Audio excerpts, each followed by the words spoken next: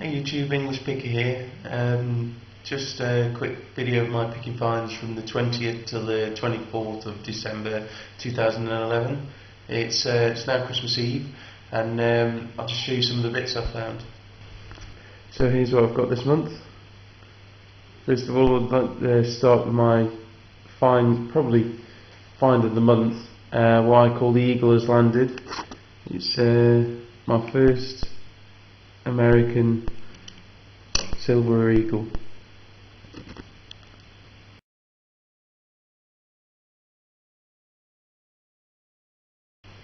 Yeah, real nice coin. Paid up for it though, paid 30 quid for it. Just really nice. It was described as mint condition, but there's actually a little ding on the knee. But you know, it's not bad. It's all legit. Having bought the fakes before, I was very careful in buying it, but yeah, 2004. So yeah, I'm really happy with that. The next cool thing I picked up was a nice Morgan dollar. It was described as MS60. It does still have its luster. There are some quite brutal dings, such as just above the 8 there, and there's what looks like a staple scratch on the other side. But it's got a real nice detail to it. Not an amazingly well struck example. Just under the chin you can see it's not great definition there, but it is a nice example. I paid 20 quid for it,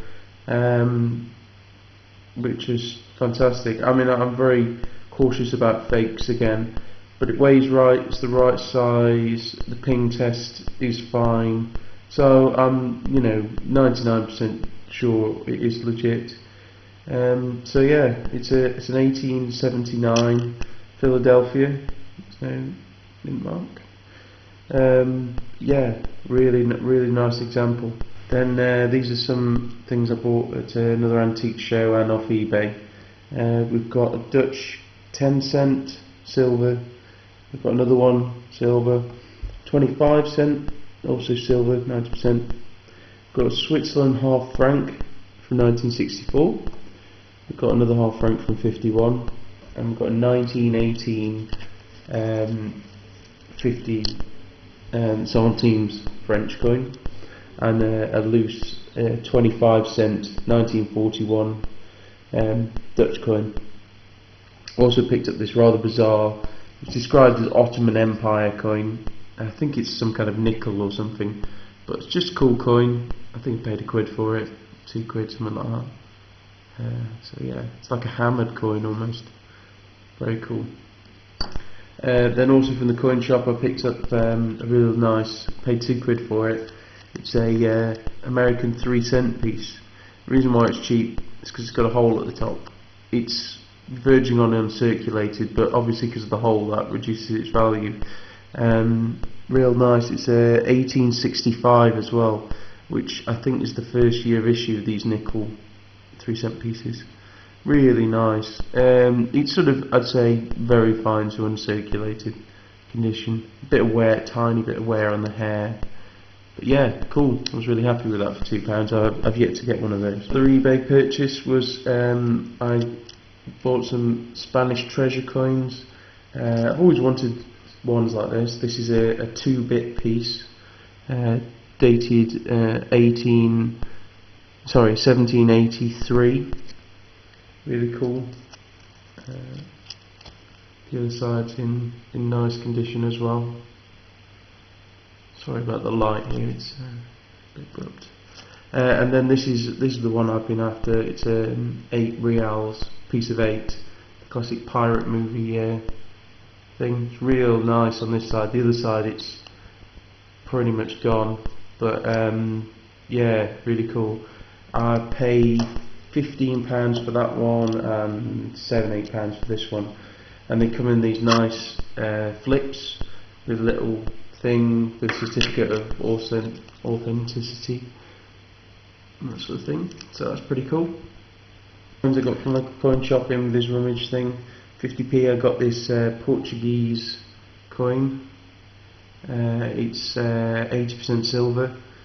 2.5. There's similar ones with a different shaped ship, which is actually nickel, so I think that's why it got confused. Also picked up this Russian coin, really cool. It is cupronickel, but it's at least I think it is anyway. Very cool. I think it's got Lenin on the back. Looks like him. So yeah, cool coin. It's 50p. Also got a nice proof 1998 Canadian cent. Trying to touch it. Yeah, that's cool. And then I got a 1925 Buffalo nickel, a 1926 full horn Buffalo nickel. These are completely uncirculated. 1970D, 1968, and 1962 almost proof-like US penny, and then also proof-like 1968 Jefferson nickel, and a really nice proof-like 1961 nickel. Really very sharp. So that's cool. And then also I got from him for £1.20 you can't make out the date because there's a hole in it, but it's a Seated Liberty half dime from the 1800s. I'm not entirely sure what date. So that's cool.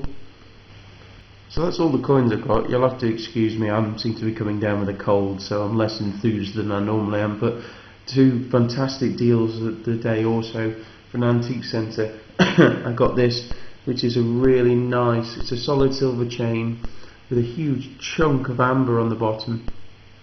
It was $1.99 in with a load of costume stuff.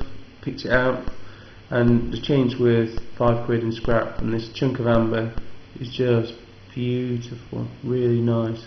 So that's my mum's Christmas present sorted. So as well as some other bits, so that's cool. And then lastly, but certainly no means leastly, is what a fantastic find. It's real ugly looking, but it is a little pendant of an RV. I think it's like a Winnebago or something like that. It's supposed to be. It's cast. It was in an antique centre, and the lesson here is I actually was going to the antique centre to try and sell some stuff, but the person who normally buys wasn't there. So I looked around some of the cabinets and stuff like that, and in with a load of costume jewellery. This was there, you know, fairly obvious at the front. Had a little tag on it which said 14 karat gold camper van pendant.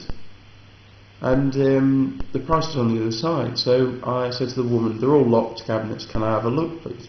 So I picked it out, and yeah, it's waiting. I flipped it over and it said on it £20. So I was like, surely that's not right, it must be more than that, 120.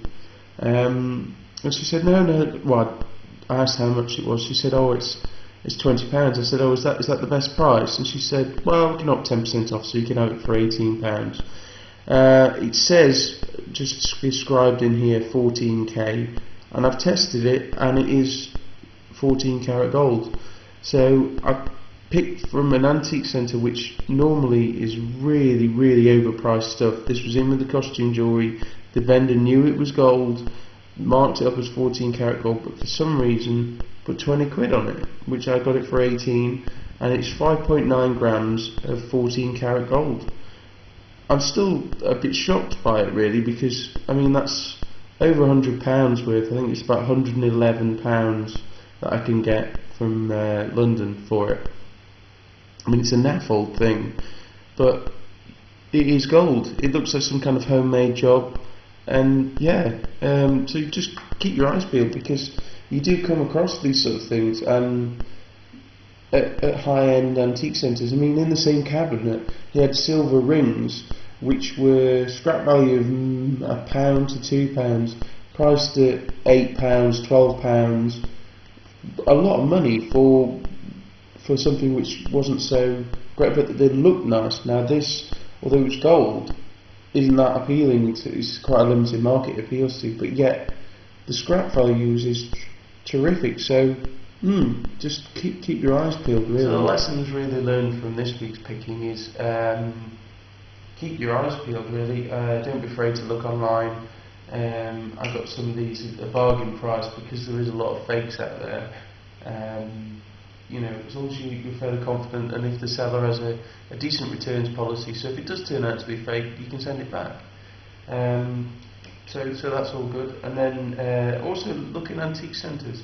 Things get overlooked. If something they've had for a while, or you know, it's a nice pendant about a camper van, but it's made out of gold. So you know, exploit those things and just look deeply. I mean, the thing is, that person could have had that for ages, and it was priced up at 20 quid when the gold price was down, sort of 2 years ago, 3 years ago.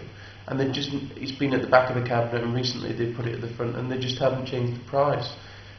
It's hard for people, especially when they've got lots of stock, to go through all their stock and reprice it every time the price of gold or silver changes.